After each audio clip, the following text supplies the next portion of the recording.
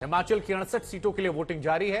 राज्य के दिग्गजों ने आज पूजा पाठ और आराधन के बाद वोट डाला। आम आदमी में भी जबरदस्त जोश यहां देखने को मिल रहा है। उधर जो पहली बार वोट देने आए हैं उनके चेहरे पर खासी चमक नजर आई है।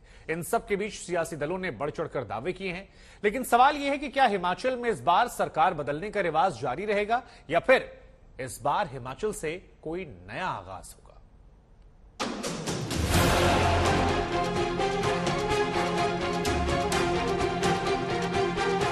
सबसे बड़ा सियासी मुकाबला है और जीत की चाह लेकर चुनावी रण में उतर रहे हो तो भगवान का ध्यान तो बनता ही है। हिमाचल के सीएम से लेकर दूसरे दिग्गजों ने सुबह सबसे पहले प्रार्थना, पूजा, आराधना की, जीत की मनोकामना मांगी और इसके बाद शुरू हुआ दिग्गज नेताओं के वोट डालने का सिलसिला। बीजेपी अध्यक्ष जेपी नड्डा का हिमाचल गृह क्षेत्र है। नड्डा ने परिवार के साथ बिलासपुर में वोट डाला। हिमाचल की सत्ता में एक और रसूखदार परिवार के पूर्व सीएम प्रेम कुमार धूमल और उनके बेटे केंद्रीय मंत्री अनुराग ठाकुर ने भी हमीरपुर के समीरपुर में अपना वोट डाला। सीएम जयराम ठाकुर ने पहले कुलदेवी मां बगलामुखी का लिया आशीर्वाद और फिर परिवार के साथ जाकर वोट डाला। सराज से जयराम ठाकुर 7वीं बार मैदान में हैं। कांग्रेस से नाराज चल रहे आनंद शर्मा ने भी लॉन्गवुड बूथ पर वोट डाला। क्या दिग्गज और क्या आम आदमी अपने मताधिकार के इस्तेमाल को लेकर हर तबके ने इस पहाड़ी सूबे में जोश दिखाया। ये तस्वीरें दुनिया के सबसे ऊंचे पोलिंग सेंटर ताशिक गुंग की हैं। देखिए कैसे पोलिंग सेंटर को सजाया गया है। मेरा नाम लुपजंग तंदन है।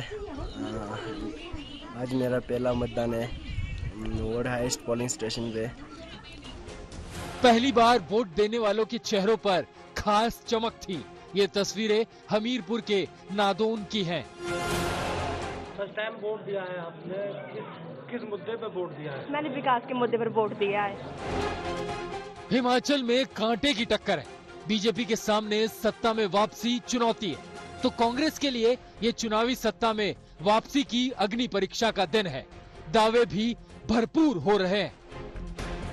जहां तक भाजपा के बड़े नेताओं का सवाल है, वो इस तरीके की जो बात करते हैं कि परिवारवाद और ये सब, वो पहले अपने अंदर तो झांक के देख ले कि आप लोग क्या कर रहे हो। आपके परिवार के बच्चे कितने आगे आए हैं। हमने तो कभी भी ये परिवार की बात नहीं की है। ठीक है, हम लोग उस परिवार से बिलोंग करते हैं जिसमें बहुत बड़े लंबे अरसे तक हिमाचल प्रदेश में जिन्होंने शासन किया। माननीय वीरभद्र सिंह जी, उन्होंने यहाँ 6 बार मुख्यमंत्री रहकर यहाँ की डेवलपमेंट की है। हर किसी ने प्रयास किया कि कोई खड़ा ना हो, कोई बाकी ना हो, लेकिन दुर्भाग्यपूर्ण कुछ लोग खड़े रहे। लेकिन जनता जानती है कि अगर पार्टी को वोट देंगे जो सरकार बना रही है तभी लाभ होगा, तभी जाकर जन कल्याण की नीतियां भी जन जन तक पहुंच पाएंगी, विकास कार्य भी हो पाएंगे। लोगों ने कांग्रेस की सरकार को देखा कि जब कांग्रेस 2012 से 17 तक राज्य में थी ना, ये तब कुछ कर पाई जब केंद्र में कांग्रेस की सरकार थी। हिमाचल का विशेष राज्य का दर्जा छीन लिया, इंडस्ट्रियल पैकेज को कम कर दिया, अटल टनल का काम स्लो डाउन करवा दिया। गगनचुंबी पहाड़ों वाले राज्य हिमाचल में मतदान की रफ्तार सुबह में थोड़ी धीमी रही, लेकिन ठंड कम होते होते और धूप खिलते ही मतदाताओं की तादाद बढ़ने लगी। वोटिंग सेंटर पर गहमा गहमी भी बढ़ गई। जो लाइन लगी हुई है, आइए वोटरों से पूछते हैं कि ये लोग जो यहाँ पे खड़े हैं, तो आप किधर से आ रहे हैं? बहुत दूर से आ रहे हैं? कहाँ से आ रहे हैं? यहीं शहर से हूँ। तो कैसे बहुत देर हो गई हुजूर आते आते? नहीं, मैं कहीं था जी। कहीं थे? I was somewhere outside. तो रुझान लगा है, देखो आप। थोड़ा देर इंतजार करना पड़ेगा। हाँ, इंतजार करना पड़ेगा। कार्ड वार्ड, वोटर कार्ड लाए आप? बिल्कुल, आधार कार्ड आधार कार्ड लाए हैं। हाँ।